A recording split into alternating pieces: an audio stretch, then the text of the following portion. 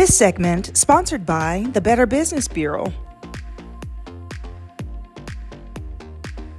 Glaser Ebbs has been in this community for 36 years, providing legal services. And today I'm going to dive deeper into personal injury with their attorney, Bert. Hello, Bert. Good morning. Welcome. Thank you very much. Thank you for having us. Yes. Okay. So, wow. Over 30 years being in this community, but you actually have over 4 decades of attorney experience, correct? Yes, my hair gives it away.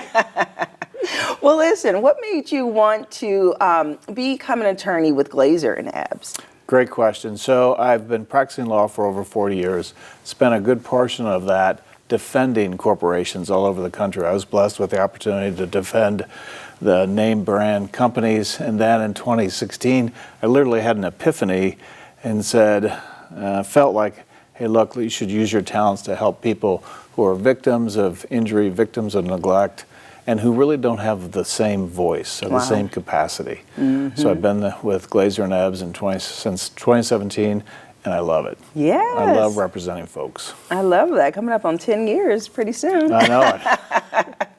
That is great. Okay, so personal injury, this is something that unfortunately people encounter unexpectedly. So as you think about that moment that someone gets into a car accident, tell me, what is the first thing they need to do?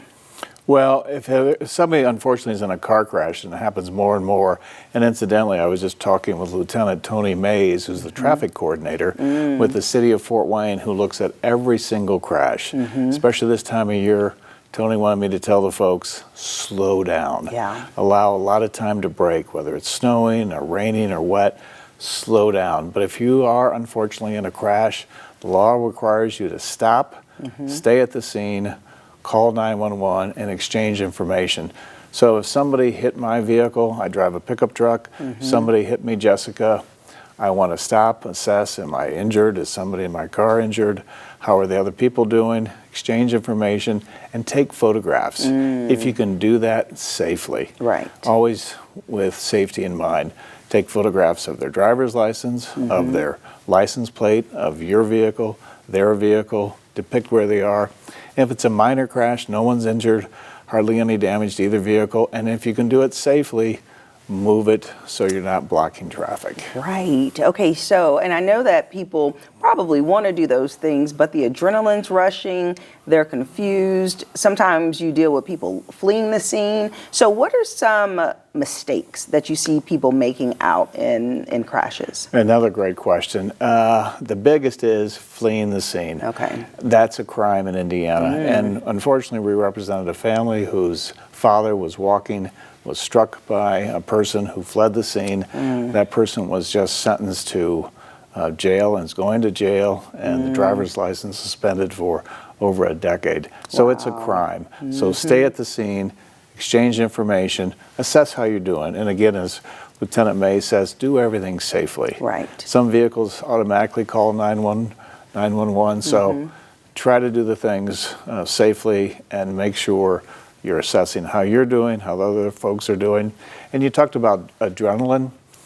Oftentimes people don't realize they're hurting, and it takes a day or two. It's like if you work out, it's a day or two before you're injured. Right. And then if you are injured, go see your doctor, go see your family doctor. And as you know from all of your work, a lot of folks today don't have insurance, but go to the hospital, get checked out, follow your doctor's advice. And so, at what point does someone call an attorney? And really, how would they know? I mean, if it's a minor crash, is it still best to call an attorney? Well, that's a judgment call. And so my advice would be, if you're injured and either your insurance company or the other party's insurance company who caused the crash are not treating you fairly, and after all, insurance companies are for profit, you're not being treated fairly, then perhaps you call an attorney. Okay, so you talked about insurance companies. What is something that viewers should know when it comes to dealing with insurance companies, specifically with personal injury? Tell the truth. And if it's the other side's insurance company, maybe you want to consult with a lawyer before you give a statement to the other side's insurance company, but tell the truth. Don't over-exaggerate your injuries.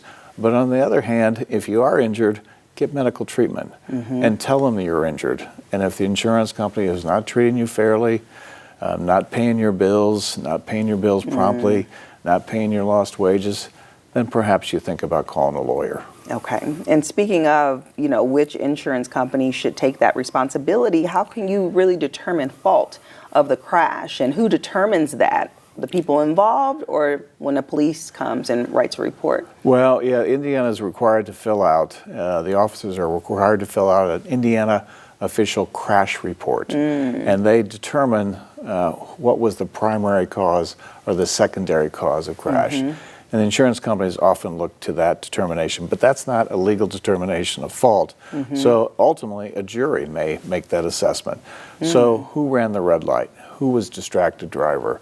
Who was on their cell phone? Those kinds of things. Who was careless? Yeah. And the insurance companies determine that, and if the folks can agree, then ultimately a jury may make that determination. Interesting. Okay. And so speaking of a lot of stuff that's going through people's heads, the adrenaline, it's probably best for them just to save your number in their phone, right? So that they can have it available. Well, yes, but we don't want people just running out and suing, right? Yeah. If they really aren't hurt, if they're or if they are being treated fairly, our judges here in Allen County do a terrific job. We are blessed with 4 terrific Superior Court judges who take their job seriously, who try to do the work, but they don't need more unnecessary work. Yeah. But it's not necessarily to keep our number in, but we are good at what we do, and we really do advocate.